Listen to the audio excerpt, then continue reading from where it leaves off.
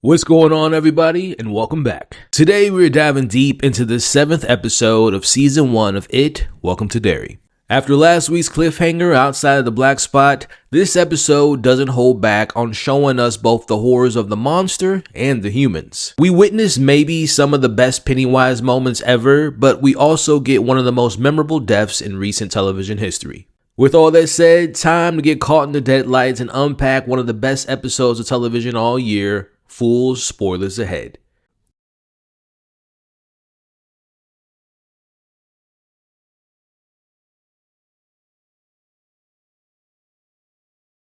But now the time has come to break down and discuss the tragedy of the Blackspot massacre. We watch as Clint and his angry racist mob descend on the Blackspot with their guns drawn, demanding to get Hank. Halloran tries to negotiate, knowing Hank isn't there, but Hank, seeing the potential for bloodshed, makes the ultimate selfless move as he gives himself up. Except, deep down, I have a feeling that this mob wasn't looking for a peaceful surrender. They were here to look for violence. Now we watch as Hank steps forward, but he's held back, and this is where the guns are drawn on both sides. Now we see the masked figures pretend to retreat, essentially waving a white flag, only to immediately lock everyone inside of the Blackspot. What follows is pure, unimaginable chaos. We watch these masked cowards light Molotov cocktails and send them flying through the windows. Inside, it is pure mayhem. We have bullets going all over the place, there's screams, there's fire, and people desperate to find an exit. The violence quickly splits up our core group. Ronnie is searching for her dad, Marge's arm catches fire, and in the middle of this hell, Dick Halloran continues to see the dead as a soldier walks past him. Now Halloran snaps into survival mode, using the water link underneath the fridge to create an escape route. We watch as Halloran is about to leave. Again, let's be clear, he was making his escape, leaving the others to burn.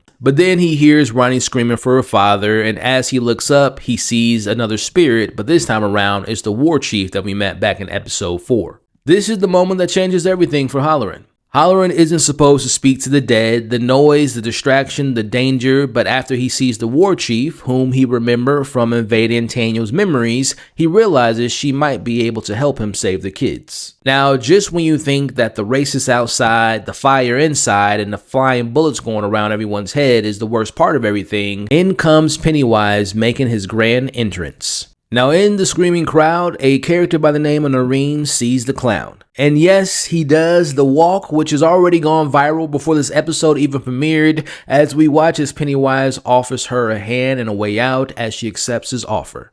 Now back with Ronnie searching through the wreckage, she hears something crunching in the background. I honestly don't know which is more shocking and terrifying for Ronnie, if it was what she saw in her bedroom with her mother becoming the bed and trying to eat her, or in this very moment. Now, Ronnie turns around and finds Pennywise literally eating her face with blood dripping across his mouth before he looks at Ronnie and delivers a classic Pennywise line. What's the matter? Do I have face on my face?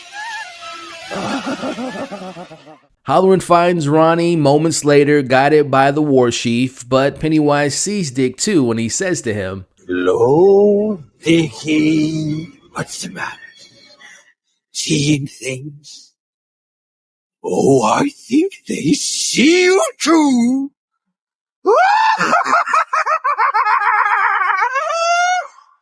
It was in this moment that I paused the episode for a moment to collect my thoughts, and I said to myself, I don't think Pennywise has been more imposing. This might be the most terrifying, brutal, diabolical, and the best version of the clown that we've ever seen. He is fully integrated in the human horror, feeding off of the hate crime unfolding around him. Again, I love Bill Skarsgård, but I think watching Pennywise in this entire sequence is the best he's ever been, and Bill Skarsgård is amazing in the role. Now, back to the scene, we see Halloran asking the war chief where to find the rest of the kids. Now back outside, Clint listens and watches the horror he and the others have created as they have zero remorse for their actions in committing a violent hate crime. Now, most of them get away unharmed, but remember, we've got one episode left, so they're not completely out of the clear for us seeing them getting introduced to it and hopefully dying in the most brutal way possible. Now, with the war chief's help, Halloran and Hank start getting the kids out.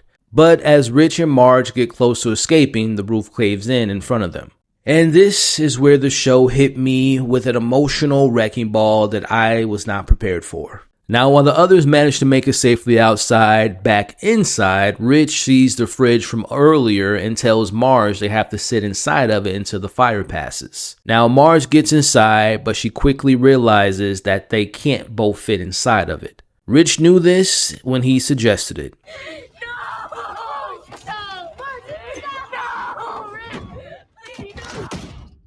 As he closes the door and climbs on top of it to assure her safety. He tells her that knights don't just pee in pots, which is a callback to the cafeteria conversation from the previous episode. Knights also protect maidens. He recounts the first time he saw her, how pretty she was, as we watch him kiss the fridge, and we see these two young innocent kids tell each other how much they love one another. I love you, Rich.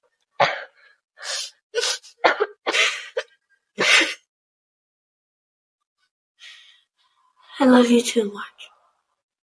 Pardon my French, but holy shit, who was cutting up the onions? You can watch my reaction available on the channel now, but seriously, what an emotionally wrecking mess I was during this scene, and these kids' performance was incredibly moving, and you felt the pain. I'll just speak for myself. I felt the pain, I felt the love they have for one another. It was just such a heartbreaking moment.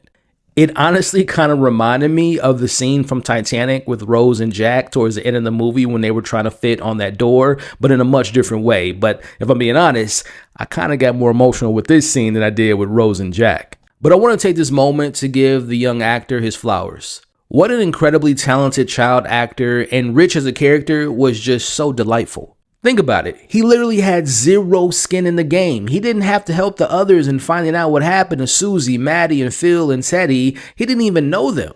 But he did it because he cared. He did it because he was looking for a fun adventure, but also for a chance to help others in need. Rich also had love for Marge, and we saw the ultimate sacrifice as he sacrificed his life to save hers. Listen, man, Rich is goated for this scene alone, and congratulations, you have made a grown-ass man like myself cry like a baby.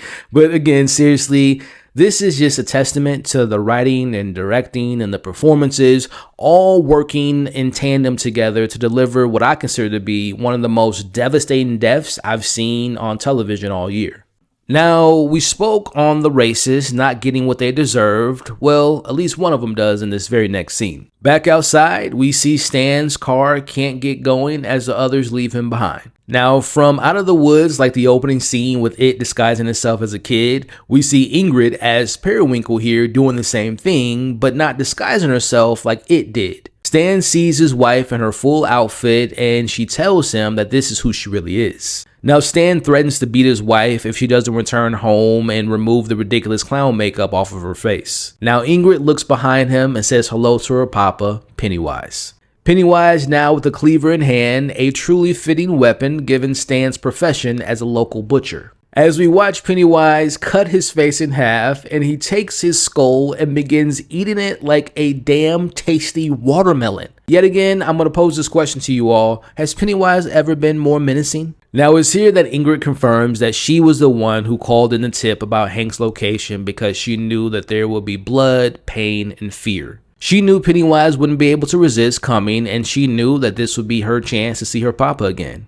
But more importantly, Papa would tell her that she did good. Now, before moving on, I'm so curious to know if she ever cared about Hank. I assume that their affair was something that was going on for a while based on that very intimate hug and kiss they had when they were reunited. But as far as time-wise, if the situation at the theater never occurred, Hank would never have found himself in a situation as being the main suspect to the kids' deaths. So did she once care for him, but once the opportunity popped up that she could see her papa again, she threw away any feelings that she had for him and not only risked his life, but all of the lives in the Blackspot to see her papa again? Now, with her abusive POS husband dealt with, Pennywise turns to Ingrid and says, "Show me the bow."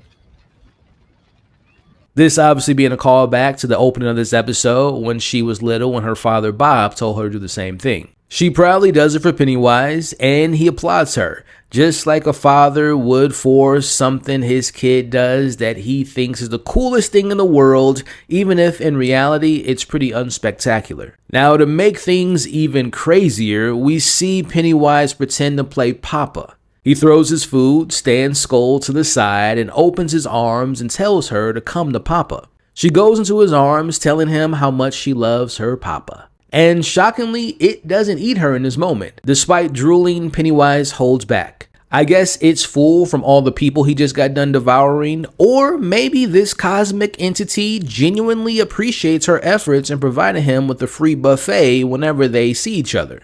Now, unfortunately, this twisted father and daughter reunion doesn't last long. Pennywise tells her she did good, very, very good, and then delivers the news. Now, I'm going to sleep.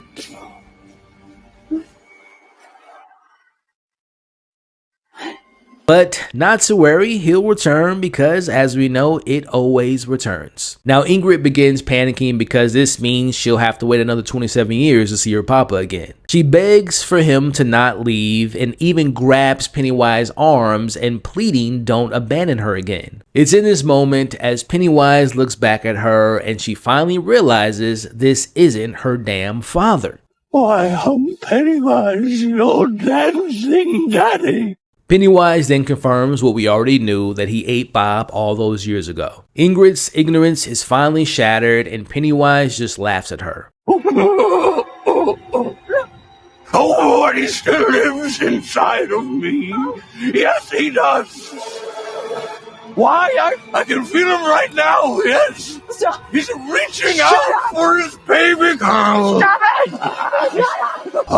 To Papa. He tells her that her father's inside of him as she tries to take off her periwinkle makeup, but it's too late. Pennywise opens his mouth and shows her the deadlights. Now, for those wondering and might not be familiar with what the deadlights are, technically they are the true form of Pennywise and It. As we saw, Pennywise uses the deadlights to break a person's mind. One look at them will make a person go utterly insane because the human mind can't simply comprehend them. In the book, the only people to look into the deadlights and survive were Bill's wife, Richie, and Beverly. Now also in It Chapter 1 and 2, Rich and Beverly also survived the deadlights.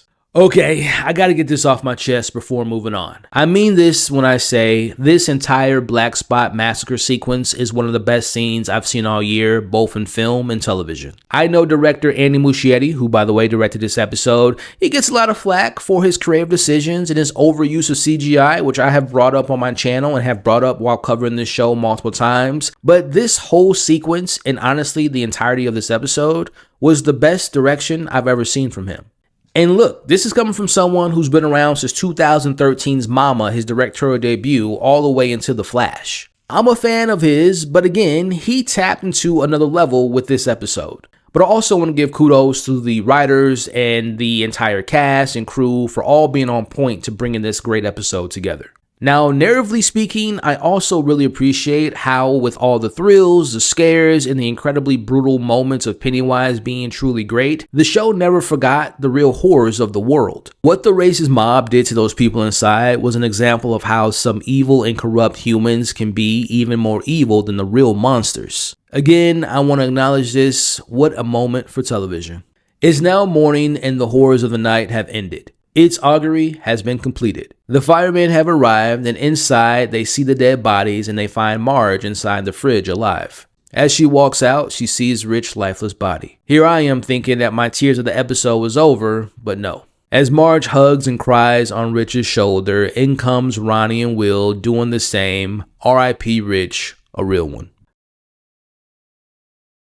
I absolutely love this entire episode. Now, next week is the finale, and the episode title has a very special meaning, which we'll discuss next week, and it'll also be directed by Andy Muschietti, which I can't wait to see what he does as a follow-up. Prediction-wise, based on the promotional material, trailers, teasers, I expect that it will fully show his full powers on the entirety of Derry. There's also shots in the trailer where I assume these are more of the townspeople of Derry being lifted in the air as well, and I'm assuming they're under the control of the Deadlights. So it'll be interesting to see next week in the finale how Lily, Marge, Ronnie, Will, Hank, Charlotte, Leroy, Dick, Rose, Tanya, and the Children of Return all figure out a way how to stop it. At least for the next 27 years. Now, as far as death-wise goes, the only characters that will survive the finale, because we know they're in the future of these stories, are Will, Leroy, and Dick Halloran. Now, I've seen some people online suggest that Marge will survive and she'll become the mother of Richie, who obviously we know is in the Losers Club. I've also seen people suggest that Lily will survive and she'll become Beverly's mom, but who knows what that means for the others. Like, I don't think Hank's gonna make it. I don't think Charlotte's gonna make it, but again, fingers crossed.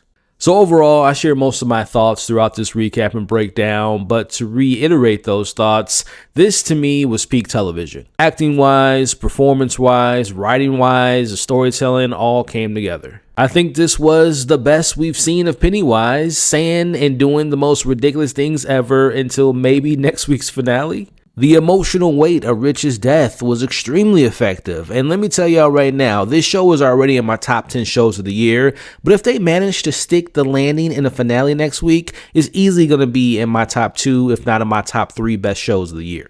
Now, the million-dollar question is, what did you all think of this episode? Let me know what you all thought of the beginning, the Blackspot massacre, the aftermath. What are your thoughts of the next week's finale, predictions, theories, major takeaways, deeper meanings? Let's talk about it all in the comments below. Thank you all for watching or listening to this week's breakdown. That like button on YouTube, and when you do so, also hit the hype button, which helps support this video to get in front of new viewers. Also, consider sharing this video to anyone and everyone you know that loves talking about this show just as much as we do. And last but not least, if you enjoyed my coverage of It, Welcome to Derry and other shows like Pluribus or the newest season of Stranger Things and talking about some of the latest and greatest movies, well, you come to the right spot. Stick around and consider subscribing today. Now, if you are listening to this via podcast, Apple Podcasts, or Spotify, or wherever you all get your podcasts from, I appreciate you all listening. Let me know your thoughts of this episode in the comments below with theories and predictions that you all have for the finale. And as always, consider sticking around by following the podcast, but also leave me a review and a rating. I would appreciate it. All right, y'all, until next time, remember, you all are awesome. Stay safe out there. And also remember, never trust creepy kids who emerge out of the shadows of the woods like Batman. All righty, y'all. I'll see you again soon.